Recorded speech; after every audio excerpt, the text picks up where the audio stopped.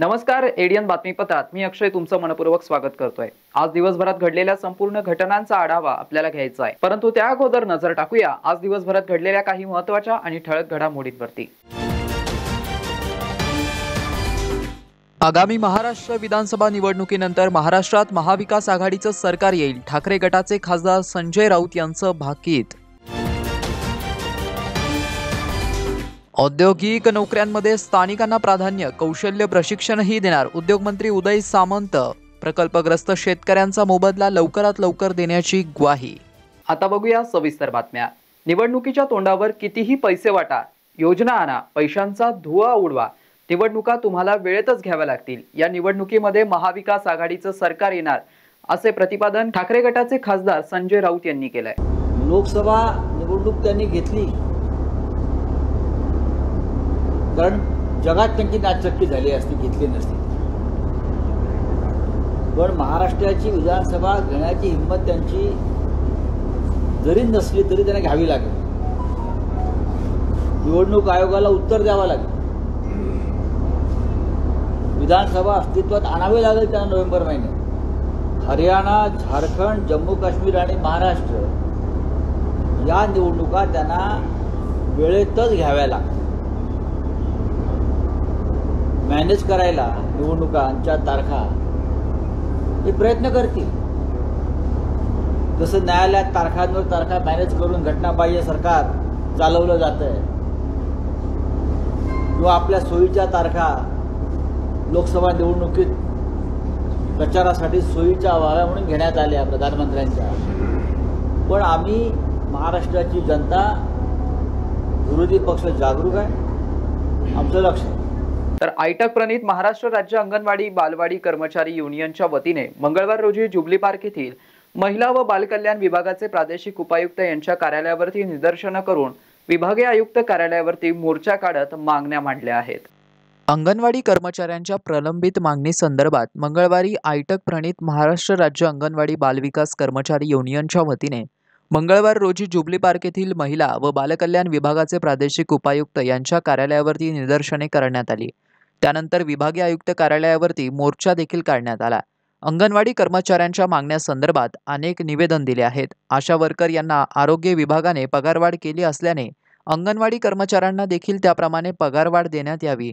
महिला व बालकल्याण बालविकास यांनी दिलेल्या सूचनेनुसार आशा वर्कर यांचा मानधनवाढीचा प्रस्ताव करण्यात यावा, यासह विविध मागण्यांसाठी सदर आंदोलन करण्यात आलं होतं। त्यांच्या मागण्यांबाबत कॉम्रेड राम बाहेती, कार्याध्यक्ष माधुरी क्षीरसागर यांनी एडियन सोबत बोलताना अधिक माहिती दिली आहे। आयटक प्रणीत अंगणवाडी बालवाडी कर्मचारी युनियनच्या वतीनं आज मराठवाडा विभागीय मोर्चा विभागीय आयुक्त कार्यालयावर आलेला आहे। परभणी, नांदेड, हिंगोली, उस्मानाबाद, लातूर, बीड, औरंगाबाद अशा सर्वच जिल्ह्यातून प्रतिनिधी कमी जास्त प्रमाणात आज इथं आलेले आहेत। आमचं मागणं असं आहे की लोकसभेच्या इलेक्शन पूर्वी एक मोठा संप अंगणवाडी कर्मचाऱ्यांनी 2.25 लाख अंगणवाडी कर्मचाऱ्यांनी महाराष्ट्रात केला होता।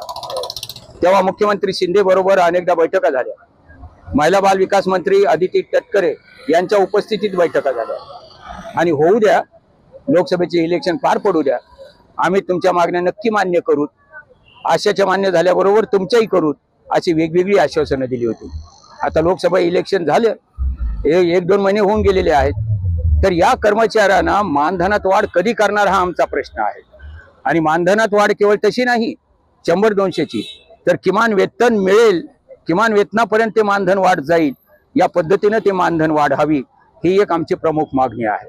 4 डिसेंबर ते 26 जानेवारी जवळजवळ 52 दिवस महाराष्ट्रातल्या अंगणवाडी सेविकांनी संप पुकारला होता।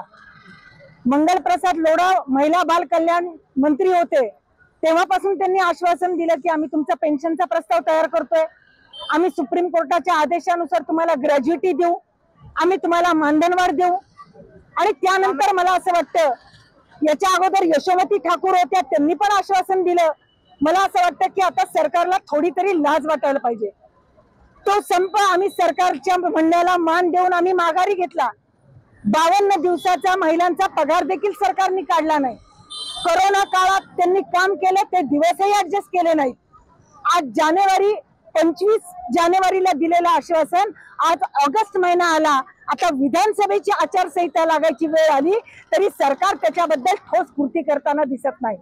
भीमशक्ती रोजंदारी कर्मचारी युनियनतर्फे विद्यापीठ परिसरात मागील 4 दिवसांपासून बेमुदत काम बंद आंदोलन करण्यात येत आहे. या आंदोलनकर्त्यांना मंगळवारी आमदार प्रदीप जयस्वाल यांनी भेट देऊन त्यांच्या समस्या जाणून घेत तात्काळ या संदर्भामध्ये कुलगुरूंना आंदोलनकर्त्यांच्या मागण्यांबाबत आणि त्या मागण्या सोडवण्याबाबत विनंती केली आहे. भीमशक्ती रोजंदारी कर्मचारी युनियनतर्फे डॉक्टर बाबासाहेब आंबेडकर विद्यापीठ परिसरात बेमुदत काम बंद आंदोलन करण्यात येत आहे. सदर कर्मचाऱ्यांना विद्यापीठाने विद्यापीठ निधीतून एकत्रित वेतनावरती घेण्यात यावे या मागणीसाठी मागील 4 दिवसांपासून काम बंद करून आंदोलन सुरू आहे. या आंदोलनकर्त्यांना मंगळवारी आमदार प्रदीप जयस्वाल यांनी भेट दिली आहे. तसेच त्यांच्या समस्या जाणून घेत तात्काळ या संदर्भात कुलगुरूंची भेट घेतली. तसेच कुलगुरूंना आंदोलनकर्त्यांच्या समस्या सांगत त्या सोडवण्यासाठी विनंती केली. यावेळी कामगार नेते किरणराज पंडित यांनी एडीएन सोबत बोलताना त्यांच्या मागण्यांविषयी अधिक माहिती दिली आहे. मागील 9 तारखेपासून जे कामगार न्याय मागण्यासाठी उपोषणाला किंवा काम बंद आंदोलन करून विद्यापीठ प्रशासनाला कसे जाग येईल त्यासाठी रात्रंदिवस सर्व 450 कर्मचारी इथं आंदोलनाला बसलेले आहे. शेवटी हे कर्मचारी मागील 20-25 वर्षापासून विद्यापीठाची इमानीद्वारे सेवा करत आहेत. या कर्मचाऱ्यांना कुठेतरी न्याय मिळावा या सर्व भावनेतून जे कर्मचारी एकजुटीने एकत्र येऊन या आंदोलनात सहभागी झालेले आहेत त्यांना कुठेतरी न्याय मिळावा ही सर्वांची भावना आहे. आणि प्रशासनाला आमची एकच विनंती आहे की कामगारांची भावनेला हात घालून त्यांनी कामगारांना न्याय द्यावं ही अपेक्षा बाळगतो. आणि कामगार एकजुटीचं ही जी ताकद आहे ती अशीच पुढे पण कायम राहावी ही त्यामागची भूमिका आहे. प्रामुख्याने फक्त एकच मागणी आहे की विद्यापीठात गेल्या अखंडपणे 22-23 वर्षापासून जे कर्मचारी अस्थायी स्वरूपात काम करतात त्या कामगारांना विद्यापीठ निधीतून एकत्रित वेतनावर कायम करण्यात येईल. म्हणजे आज जो कंत्राटदार विद्यापीठात आहे त्यांना विद्यापीठ प्रशासन जी काही रक्कम देते ती रक्कम त्या कंत्राटदाराला नाही देतात. तो कंत्राटदार हातून तीच रक्कम या कामगारांना विद्यापीठाच्या थेट कर्मचाऱ्यांच्या अकाउंटवर द्यावी या प्रमुख एकच मागणीसाठी आम्ही इथं बेमुदत काम बंद आंदोलनाला बसलो आहोत. उद्योगांमध्ये स्थानिकांना नोकरीत प्राधान्य देण्यासाठी शासनाची भूमिका आहे. त्या शैक्षणिक पात्रतेनुसार नोकरी दिली जाईल. शिवाय आवश्यक कुशल मनुष्यबळासाठी कंपनीमार्फत कौशल्य प्रशिक्षण देऊन स्थानिकांना नोकरीत सामावून घेतले जाईल, असं उद्योगमंत्री उदय सामंत यांनी सांगितलंय. जिल्ह्यातील बिडकीन एमआयडीसीसाठी जमिनी दिलेल्या प्रकल्पग्रस्त शेतकऱ्यांच्या आर्थिक मोबदला देण्यासंदर्भात लवकरात लवकर निर्णय घेऊ. ही सगळी प्रकरणे दिनांक 17 रोजी मंत्रालयात पाठवावी असा निर्देशही त्यांनी यंत्रणांना दिला आहे. बिडकीन औद्योगिक प्रकल्पग्रस्तांच्या प्रश्नासंदर्भात उद्योगमंत्री सामंत यांच्या अध्यक्षतेखाली नियोजन समिती सभागृहात बैठक आयोजित करण्यात आली होती. यावेळी गृहनिर्माण मंत्री अतुल सावे, खासदार संदीपान भुमरे, अर्जुन खोतकर, प्रधान सचिव डॉक्टर हर्षदीप कांबळे, एमआयडीसीचे व्यवस्थापकीय संचालक मलिक नेर, सहाय्यक मुख्य कार्यकारी अधिकारी अनिल भंडारी, अपर जिल्हाधिकारी डॉक्टर अरविंद लोखंडे, निवासी उपजिल्हाधिकारी विनोद खिरोळकर, महाराष्ट्र औद्योगिक विकास महामंडळाचे प्रादेशिक अधिकारी चेतन गिरासे तसेच बिडकीन सरपंच व प्रकल्पग्रस्त शेतकरी आदी उपस्थित होते. यावेळी सामंत म्हणाले की शेतकऱ्यांनी आपल्या जमिनी दिल्या म्हणून तिथे इतक्या मोठ्या प्रमाणावरती गुंतवणूक होऊ शकली आहे. त्यामुळे शेतकऱ्यांचे प्रश्न प्राधान्याने सोडवण्याकडे शासनाची भूमिका आहे. या शेतकऱ्यांच्या कुटुंबातील सदस्यांना शैक्षणिक पात्रतेप्रमाणे नोकरी देण्यास प्राधान्य असेल. शिवाय तशी शैक्षणिक पात्रता नसली तरी उद्योग त्यांना लागणाऱ्या कौशल्याचं प्रशिक्षण देतील आणि त्या उमेदवारांना नोकरीत सामावून करून घेतील, असंही सामंत यांनी स्पष्ट केलंय. बिडकीन येथे एक सभागृह बांधणं, औद्योगिक वसाहतीच्या सीमेवरती असणाऱ्या शेतकऱ्यांना शेतात येण्या जाण्यासाठी कोणतीही अडचण येणार नाही अशा पद्धतीने रचना करणं, कौशल्य प्रशिक्षणासाठी कन्व्हेन्शन सेंटर इत्यादी आश्वासने ही सामंत यांनी उपस्थित शेतकऱ्यांना दिली आहेत. शहरवासियांना एक सुवर्ण संधी. तुम्ही एखादा व्यवसाय करताय का? मग एडीएन वरती जाहिरात करा आणि मिळवा व्यवसायात मोठा फायदा. तर वाट कसली पाहताय? आताच खाली दिसत असलेल्या नंबरवरती संपर्क साधा. इथे वेळ झाली एका छोट्याशा ब्रेकची. कुठेही जाऊ नका, पाहत रहा ADN न्यूज.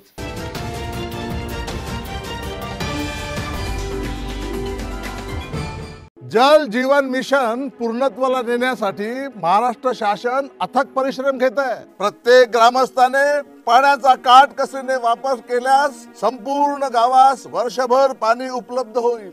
आपली ग्रामपंचायत आणि सर्व ग्रामस्थांनी जे आपल्या गावातले पाण्याचे स्रोत आहेत त्याची सुरक्षा करणं आवश्यक आहे. आता सांडपाणी, कचरा पाण्यात मिसळणार नाही याची मिळून चोख व्यवस्था करायची आहे. महाराष्ट्र शासनाच्या जल जीवन मिशनचा एक भाग बनूया. आपण सगळ्यांच्या सहभागाने आता हे पाणी वाचवू, पाणी साठवू आणि शुद्ध पाणी घराघरात पोहोचवू. जलजीवन मिशन अंतर्गत आता केंद्र आणि राज्य शासनाच्या संयुक्त प्रयत्नातून गावागावातील प्रत्येक घरात नळाद्वारे प्रति व्यक्ती प्रतिदिन 55 लिटर शुद्ध पाणी पोहोचत आहे. हक्क जनसामान्यांचा शुद्ध पिण्याच्या पाण्याचा. हर घर जल योजना होईल आधार जगण्याचा. थांबली पायपीट दूरवरी, नाही हंडा डोक्यावरी. जलजीवन आले घरोघरी. माझी योजना माझी जबाबदारी. पाणी पुरवठा आणि स्वच्छता विभाग, महाराष्ट्र शासन. तर आज आपण कुठला विषय शिकणार आहोत? तर जलजीवन मिशन बद्दल कोणाकोणाला माहिती आहे? अरे वा, तू सांग. पाईपलाईन द्वारे घरोघरी नळ दिले जातात. हे नळ आल्याने काय होणार? घरोघरी स्वच्छ पाणी येते. मग त्यासाठी आपण काय केलं पाहिजे?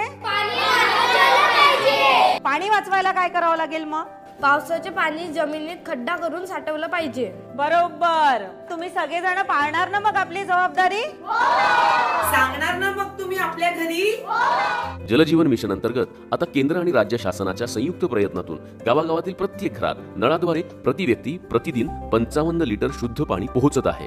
आता यासाठी लोकसहभागातून पाण्याचा ताळेबंद, समान पाणी वाटप, उपांगांची देखरेख, देखभाल दुरुस्ती यासाठी सामुदायिक प्रयत्न करून या योजनेचा अविरत लाभ घेऊ.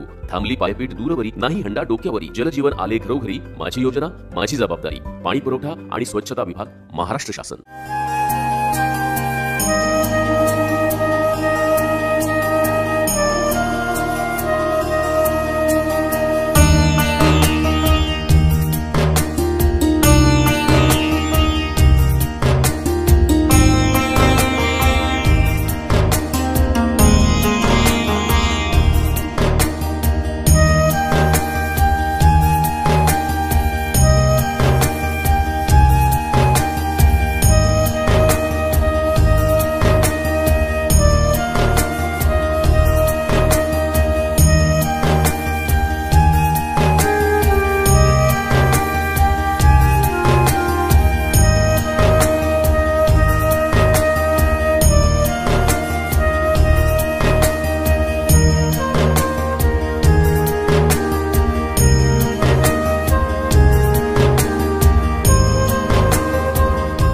केंद्र आणि महाराष्ट्र शासनाच्या जलजीवन मिशनच्या माध्यमातून आता घराघरापर्यंत नळाद्वारे शुद्ध पाणी पोहोचविण्याची मोहीम पूर्णत्वाला नेली जात आहे. या मोहिमेच्या यशस्वीतेसाठी आपल्या प्रत्येकाची जबाबदारी वाढली आहे. ही योजना सुरळीत चालण्यासाठी पंपाकरिता विजेची आवश्यकता असते. म्हणूनच आपण आपली पाणीपट्टी वेळेत भरूया. असे न केल्यास पंपाचे संचालन किंवा अन्य खर्च जसे निर्जंतुकीकरण, देखभाल दुरुस्ती आणि उपकरण व साहित्यांसाठी लागणाऱ्या निधीअभावी योजना बंद होऊ शकते. म्हणूनच आपण आपली पाणीपट्टी ग्रामपंचायतीकडे वेळेत जमा करू. आपली योजना आपली जबाबदारी. केंद्र आणि राज्य शासनानं केली योजना भारी. जलजीवन मिशननं पाणी आणलं आपल्या दारी. थांबली पायपीट दूरवरी, नाही हंडा डोक्यावरी. जलजीवन आले घरोघरी. माझी योजना माझी जबाबदारी. पाणी पुरवठा व स्वच्छता विभाग, महाराष्ट्र शासन. जलजीवन मिशन ही योजना आभारी शुद्ध पाणी पोहोचवी घरोघरी. आपण निभावू आपली जबाबदारी. वेळेत पाणी पट्टी भरण्याची घेऊ खबरदारी.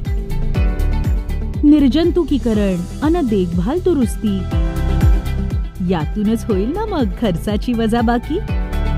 जल पुनर्भरण अन भूजल संवर्धनाची जो कास धरी. शाश्वत पाणी संचयातून भविष्य आपुले सुदृढ करी. शुद्ध पाण्यामुळे निरोगी आयुष्याची किमया न्यारी. केंद्र अन राज्य शासनाची ही योजना गुणकारी. पाणी म्हणजे जीवन, पाणी हे संजीवन, आयुष्य बहरेल घराघरात, मिशन जलजीवन. थांबली पायपीट दूरवरी, नाही हंडा डोक्यावरी, जलजीवन आले घरोघरी, माझी योजना माझी जबाबदारी. पाणी पुरवठा व स्वच्छता विभाग, महाराष्ट्र शासन. अनेकांच्या मनात स्वप्न असते की देशाची सेवा करायची, परंतु काही लोकच योग्य प्रशिक्षण घेऊन ते वास्तवात पूर्ण करतात. वास्तविक सैनिक बनणे सोपं काम नाही, कारण प्रशिक्षणाच्या मैदानापासून ते युद्धाच्या रणांगणापर्यंत प्रत्येक क्षण संघर्षमय असतो. फक्त जो इमानदार, समजूतदार असेल आणि ज्याची इच्छाशक्ती प्रबळ असेल, असाच व्यक्ती या क्षेत्रात टिकू शकतो. प्रत्येक वर्षी अनेक परीक्षार्थ्यांना यश प्राप्त होते, ते फक्त आणि फक्त गरुडचे अकॅडमी. पंख आम्ही देतो, उंच भरारी तुम्ही घ्या.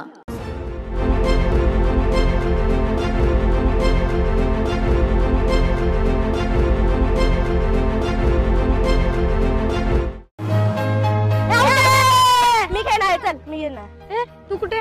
माझा नंबर आहे आता. हो याचा नंबर आहे. तू कशी आलीस खेळायला? आणि तुला खेळायला वेळ कसा मिळाला? अरे आता माझ्याकडे खेळायला आणि अभ्यास करायला वेळच वेळ आहे. म्हणजे मला रोज आई बरोबर पाणी आणायला दूर जावं लागायचं, त्यामुळे तुमच्यासोबत खेळायला मला वेळच नाही मिळायचा. कधी कधी तर माझी शाळा पण बुडायची. मग आज वेळ कसा मिळाला? कारण आता आमच्या घरी नळ आलाय, त्यामुळे पाणी आणायला दूर जावं लागतच नाही, त्यामुळे सगळीकडे चांगलं पाणी मिळतंय. मी खेळू ना? हिच्यानंतर माझा नंबर. हा केंद्र आणि महाराष्ट्र शासनाच्या जलजीवन मिशनमुळे महाराष्ट्रातील प्रत्येक घरी प्रतिदिन प्रति व्यक्ती 55 लिटर शुद्ध पाणी पोहोचवलं जाते. अनेक दुर्गम भागातील वाड्या वस्त्यांवरही सौर ऊर्जेचा वापर करून शुद्ध पाणी पोहोचवलं जाते. त्यामुळे अनेक महिलांचा पाण्यासाठी होणारा त्रास वाचला आहे. तसेच अनेक मुलींच्या शिक्षणातील आणि खेळण्यातील अडथळा दूर होतोय. थांबली पायपीट दूरवरी, नाही हंडा डोक्यावरी, जलजीवन आले घरोघरी, माझी योजना माझी जबाबदारी. पाणी पुरवठा आणि स्वच्छता विभाग, महाराष्ट्र शासन. सलाम सरपंच. अरे सलाम युसुफ भाई, काय म्हणतो बा? मी काय ऐकलंय बाबा, तुम्ही जे गावात पाईपलाईन नळ लावून देणार आहे त्याचे पैसे घेणार आहे म्हणून. मी नाही घेणार आहे बा. मग आता तुझ्या घरात वीज येते, त्याचं बिल भरते की नाही? भरतो की. अरे मग तसंच आहे ते. आता तुमच्या घरात पाईपलाईन टाकणं, त्याला नळ लावून देणं, हाच खर्च शासन आणि 10% लोकवर्गणी यातून होणार आहे. पण त्याच्या देखभाल, दुरुस्ती, पाणी सोडायचं, तो विजेचा पंप चालवा लागेल, त्याचं बिल कोण भरत? म्हणजे महिन्याभरात तुम्ही जेवढं पाणी वापराल त्याचं फक्त बिल भरायचं आहे तुम्हाला, बस. याच्यात आपलाच फायदा आहे ना का? म्हणजे आपलं घर, शाळा, सगळीकडे साफ आणि स्वच्छ पाणी येईल. असं का? म्हणजे पाणी जेवढं पाहिजे तेवढंच वापरायचं, म्हणजे आपलं बिल पण कमी येईल ना. आता समजलं मला. येतो मी. जलजीवन मिशन अंतर्गत आता केंद्र आणि राज्य शासनाच्या संयुक्त प्रयत्नातून गावागावातील प्रत्येक घरात नळाद्वारे प्रतिदिन प्रति व्यक्ती 55 लिटर शुद्ध पाणी पोहोचत आहे. थांबली पायपीट दूरवरी, नाही हंडा डोक्यावरी, जलजीवन आले घरोघरी, माझी योजना माझी जबाबदारी. पाणी पुरवठा व स्वच्छता विभाग, महाराष्ट्र शासन. मस्त मास्क पहना रहे तुम्हें. Thank you sir. वो जान बचाने के लिए पहनना पड़ता है ना सर. रेडीमेड है या टेलर मेड है? ऑनलाइन ऑर्डर किया है सर. एक और है ना सर. देना. बहुत मस्त लगे आपको. ये ना सर. सर ना भाई, जान बचाने के लिए बाइक चलाते वक्त सिर्फ खोपड़े पे मास्क पहनेगा तो खोपड़े को कौन बचाएगा? समझ गया सर. हेलमेट ऑनलाइन ऑर्डर कर, वरना हमेशा के लिए ऑफलाइन हो सकता है. Okay sir. ये ले. सलाम. ये भी ऑनलाइन भर दे. हेलमेट पहने, ट्रैफिक नियमों का पालन करे, जिंदगी के सफर को सुरक्षित रखे.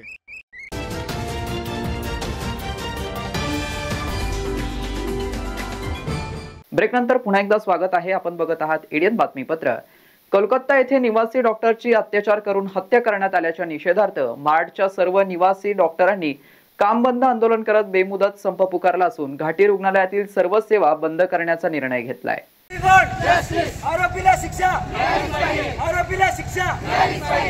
9 ऑगस्टला कलकत्ता येथे जी दुर्दैवी घटना घडली, द्वितीय वर्ष शिक्षण घेणाऱ्या निवासी डॉक्टरची अत्याचार करून हत्या करण्यात आल्याचं दुर्दैवी घटना कोलकाता येथे घडली.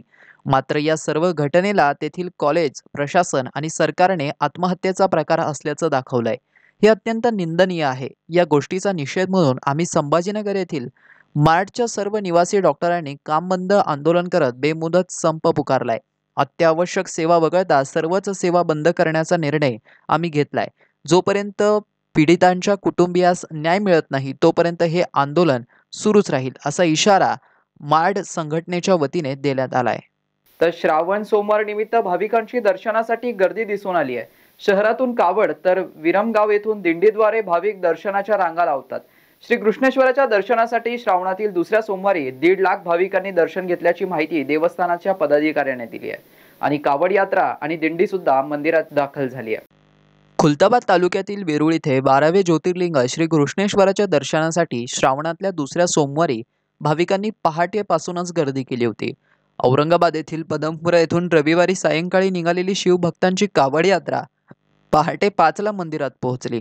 खुलताबाद तालुक्यातील विरमगाव येथील शिवभक्तांनी गावातील संगमेश्वर महादेव ते कृष्णेश्वर मंदिर अशी पायी दिंडी काढली। ती दुपारनंतर भर पावसात वेरूळला दाखल झाली। वेरूळ येथील श्री कृष्णेश्वर चरणी नतमस्तक होताना भाविक जल, दूध, दही, मध, बेलफूल वाहण्याबरोबरच शिवमूठ, तीळ अर्पण करून मनोभावे दर्शन घेत होते। वेरूळ येथील श्री कृष्णेश्वराच्या दर्शनासाठी श्रावणातील दुसऱ्या सोमवारी 1.5 लाख भाविकांनी दर्शन घेतल्याची माहिती आली आहे। मंदिर देवस्थानाचे अध्यक्ष सुनील जोशी, विश्वस्त समितीचे योगेश विठखडे, चंद्रशेखर शेवाळे, विकी दांडगे यांनी ही माहिती दिली आहे। एडीएनसाठी तालुका प्रतिनिधी हुसेन पटेल, खुलताबाद। बाबा कुठले तुम्ही? आता हिरमगावून कुठे चालले? काय नाव तुमचं? नाव सांगा तुमचं। आता दरवर्षी काढतात का तुम्ही? दरवर्षी। बरं, किती वर्ष आहे तुमचं हे? विरमगाव कोणते? बरं, तुमचं नाव काय आहे? साहेबराव पुंजाजी आदाने। पूर्ण नाव सांगा ना। साहेबराव पुंजाबा आदाने। बरं, हे दिंडीचं किती वर्ष आहे तुमचं? 9वे वर्षी। आता कुठून निघले होते? कधी निघले होते? खुलताबादून वेरूळ। कधी निघले होते? किती वाजता निघले होते? सकाळी 10 वाजता निघले होते का? मराठवाड्यातील महादेव टोकरे मल्हार कोळी समाजाच्या जात वैधता प्रमाणपत्र सुलभतेने मिळावे यासह विविध प्रश्नांसंदर्भात मुख्यमंत्री यांची तातडीने भेट घेणार असल्याचं प्रतिपादन पालकमंत्री अब्दुल सत्तार यांनी आयोजित कोळी समाजाच्या बैठकी मेळाव्यामध्ये केलंय। यशवंतराव चव्हाण नाट्यगृहात पालकमंत्री अब्दुल सत्तार यांच्या प्रमुख उपस्थितीत महादेव मल्हार टोकरे कोळी जमातीचा विभागीय मेळावा पार पडलाय। यावेळी उपस्थितांना मार्गदर्शन करताना नामदार अब्दुल सत्तार बोलत होते। या प्रसंगी समाज बांधवांच्या वतीने नामदार अब्दुल सत्तार यांचा भव्य सत्कार देखील करण्यात आला।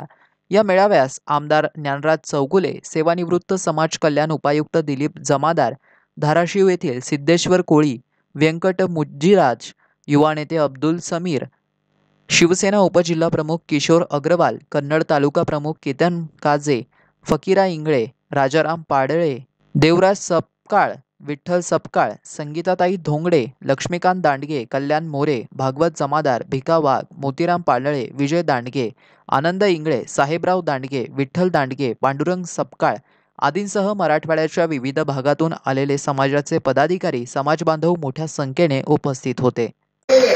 मी जातीने मुसलमान, मी इतकी गॅरंटीने बोलू लागलो का मी यांच्या भावना घराघरापर्यंत पोहोचलेल्या आहेत। मी यांच्या लग्न असेल, मौती असेल, सुख असेल, दुःख असेल, चांगलं असेल, वाईट असेल, प्रत्येक खेडापाड्या, वाडी, वस्ती, तांड्यापर्यंत गेलेलो आहे।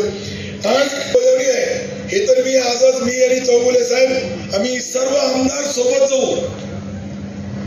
शेवटी जे चौगुले तुमचे आमचे जे आमदार आहे मराठवाड्याचे, यांच्या भावना आहे हे कधीही आपल्या समाजाच्या बद्दल प्रत्येक वेळेस त्या सभागृहामध्ये बोलतात, कारण की आम्हाला बोलण्याचा अधिकार नसतो, सरकार आहे म्हणून। घाटीत ज्या निवासी डॉक्टरांनी औषधाची चिठ्ठी लिहून दिली त्या विभाग प्रमुखावरती थेट कारवाई केली जाईल असा निर्णय अधिष्ठाता डॉक्टर शिवाजी सुकरे यांनी घेतला होता। जर घाटीमध्ये सर्व औषधी उपलब्ध असतील तर घाटीच्या आवारामध्ये मेडिकल का सुरू आहे असा प्रश्न Republican party of India Sachin Kharat गटाच्या वतीने उपस्थित केलाय। घाटीत सुमारे 95% औषधी साठा उपलब्ध होऊनही अनेक रुग्णांना चिठ्ठी लिहून देण्याचे प्रकार थांबलेले नाहीयेत। आता अधिष्ठातांनीच यावरती ॲक्शन घेण्याचं ठरवलं असून चिठ्ठी लिहून देणाऱ्याचा फोटो घेऊन या। अधिष्ठाता चिठ्ठ्यांवरील गोळ्या औषधी उपलब्ध करून तर देणारच, त्याशिवाय ज्या निवासी डॉक्टराने चिठ्ठी लिहून दिली आहे त्याच्यासह त्या विभागाचा इन्चार्ज आणि विभाग प्रमुख यांच्यावरती थेट बदलीची कारवाई केली जाईल असा निर्णय अधिष्ठाता डॉक्टर शिवाजी सुकरे यांनी घेतलाय। जर घाटीमध्ये सर्व औषधी उपलब्ध असतील तर प्रधानमंत्री जन औषध केंद्र नावाने घाटीच्या आवारामध्ये मेडिकल का सुरू आहे असा प्रश्न रिपब्लिकन पार्टी ऑफ इंडियाचे सचिन खरात गटाचे जिल्हाध्यक्ष मनीष नरवडे, समाजसेवक पवन पवार यांनी अधिष्ठाता शिवाजी सुकरे यांच्यासमोर उपस्थित केला आहे. शासकीय रुग्णालय घाटी या ठिकाणी जिल्ह्यातून आणि ग्रामीण भागातून गरीब रुग्ण उपचाराकरिता येत असतात. घाटी प्रशासनाने मध्यंतरी असा निर्णय घेतला की आम्ही बाहेरून औषधी मागवणार नाही, जे काही औषधी रुग्णांना लागत आहे ते आम्ही त्यांना उपलब्ध करून देऊ. परंतु माझं घाटी प्रशासनाला अशी मागणी आहे की या ठिकाणी प्रधानमंत्री जन औषधी केंद्र जे आहे ते कशासाठी हवं. घाटीमधून जर रुग्णांना औषधी मिळत असेल तर प्रधानमंत्री जन औषधी केंद्र त्याचं या रुग्णालयामध्ये कामच नाही पाहिजे, ते बंद झालं पाहिजे. त्याचं कारण असं आहे की प्रधानमंत्री जन औषधी केंद्र हे स्वस्त औषधी केंद्र नावाने ओळखलं जातं, परंतु या ठिकाणी मिळणारं जे औषध आहे ते चढ्या भावाने हे रुग्णांना दिलं जातं. गोर गरीब रुग्णांची या ठिकाणी पिळवणूक होत आहे, आर्थिक फसवणूक होत आहे आणि लूट होत आहे. त्यामुळं हे जन औषधी केंद्र हे तात्काळ बंद झालं पाहिजे. लोकल औषधीच्या नावाखाली, परचेसच्या नावाखाली या मेडिकलमधून लाखो रुपयाचं कागदोपत्री औषधी मागवलं जातं, परंतु रुग्णांना ते औषधी दिल्या जात नाही. रुग्ण हे स्वतःच्या स्वखर्चाने औषधी मागवतात आणि आपल्या रुग्णांना लावतात. परंतु जन औषधी केंद्र आणि घाटी प्रशासनातील काही भ्रष्ट अधिकारी आणि डॉक्टर्स हे या ठिकाणाहून फक्त कागदोपत्री औषधी मागवतात आणि त्याची लाखोची बिलं हे प्रशासनाकडून उकळतात, असा आमचा स्पष्ट आरोप आहे. त्या संदर्भामध्ये मिलिंद पवार यांनी माहिती अधिकारामध्ये असे बोगस बिलंसुद्धा मागवलेले आहेत आणि ते घाटी प्रशासनाला आम्ही सादर केलेले आहेत. आणि घाटी प्रशासनाचं असं म्हणणं आहे की आम्ही याची चौकशी करू आणि जे दोषी त्यामध्ये आढळतील त्यांच्यावरती कारवाई करू. पण हे चौकशीच्या नावाखाली हे सर्व प्रकरण नंतर बंद केलं जातं. चौकशी हे निष्पक्षपणे झाली पाहिजे आणि जर रुग्णांची या ठिकाणी लूट होत असेल तर त्यांना कुठेतरी न्याय मिळाला पाहिजे, अशी आमची भूमिका आहे. संसदेच्या हक्कांवरती SC/ST आरक्षणावर गदा आणणाऱ्या सर्वोच्च न्यायालयाच्या निकालपत्राविरुद्ध संसदेत विशेष कायदा करा, नसता रस्त्यावरती उतरू, असा इशारा आंबेडकरवादी बहुजन विकास समितीच्या वतीने दीपक निकाळजे यांनी दिलाय. आपण बघत असतो रोज अनुसूचित जाती जमाती दलित पीडितांवर होणारे देशामध्ये हल्ले, त्यांच्यावर वेगवेगळ्या प्रकरणामध्ये होणारा अन्याय अत्याचार आणि याच्यातून समानतेची वागणूक त्यांनाही सरकार आजपर्यंत देऊ शकले नाही. त्यांना निवारा देऊ शकलं नाही, त्यांना न्याय हक्क देऊ शकलं नाही. आणि त्याच्यातच सुप्रीम कोर्टानं त्यांच्या वर्गीकरणावर आणि त्यांच्या क्रिमिनलच्या अटवर भाष्य करणे हे आम्हाला उचित वाटलं नाही. आम्ही आज समस्त आंबेडकर चळवळीच्या वतीने, आंबेडकरवादी बहुजन विकास समितीच्या वतीने या ठिकाणी लोकशाही मार्गाने माननीय विभागीय आयुक्त साहेबांना विनंती केली आहे की आमचं निवेदन तुम्ही राष्ट्रपती महोदयाकडे पाठवावं व हा जो काही निकाल सुप्रीम कोर्टाने 1 ऑगस्टला क्रिमिनलच्या अट आणि आरक्षणामध्ये वर्गीकरणाचा दिलेला आहे तर त्याविषयी सरकारकडून पुनर्विचार याचिका याबद्दल दाखल झाली पाहिजे व सरकारने केंद्र शासनाने त्यांची भूमिका स्पष्ट केली पाहिजे. अनुसूचित जाती आणि जमातीबद्दल त्यांची भूमिका काय आहे. त्यांना असं वाटतंय का क्रिमिनलची अट त्या ठिकाणी आली पाहिजे, कारण की सुप्रीम कोर्टासमोर कोणताही निर्णय नसताना सुप्रीम कोर्टाने कोणाच्या दबावामध्ये हा निर्णय घेतला याबद्दल संपूर्ण आंबेडकरी समाजामध्ये प्रचंड रोष आहे. कारण की कोर्टासमोर एखादं निकालपत्र असताना का त्या विषयामध्ये क्रिमिनलची अट लागू शकत नाही, परंतु कोर्टासमोर तो विषय नसताना जर कोर्ट तो विषय वारंवार समोर आणत असताना एकूण 7 पैकी 4 न्यायमूर्तींनी त्याच्यामध्ये भाष्य केलेलं आहे की SC/STला क्रिमिनलची अट लागू करावी. तर याच्यामध्ये एकदम कोर्टाविषयी न्यायव्यवस्थेविषयी संशय निर्माण करणारा हा निर्णय आहे.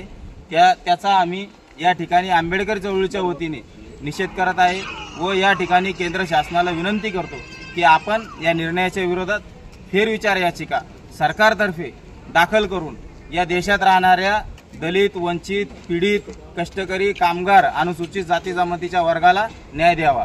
शेवटी पुन्हा एकदा नजर टाकूया आज दिवसभरात घडलेल्या काही महत्त्वाच्या आणि ठळक घडामोडींवरती. आगामी महाराष्ट्र विधानसभा निवडणुकीनंतर महाराष्ट्रात महाविकास आघाडीचं सरकार येईल, ठाकरे गटाचे खासदार संजय राऊत यांचं भाकीत. औद्योगिक नोकऱ्यांमध्ये स्थानिकांना प्राधान्य, कौशल्य प्रशिक्षणही देणार, उद्योगमंत्री उदय सामंत. प्रकल्पग्रस्त शेतकऱ्यांचा मोबदला लवकरात लवकर देण्याची ग्वाही. आणि याबरोबरच हे बातमीपत्र इथेच संपलं. पुन्हा भेटूया पुढील बातमीपत्रात. तोपर्यंत पाहत रहा आपल्या हक्काचं बातमीपत्र ADN न्यूज.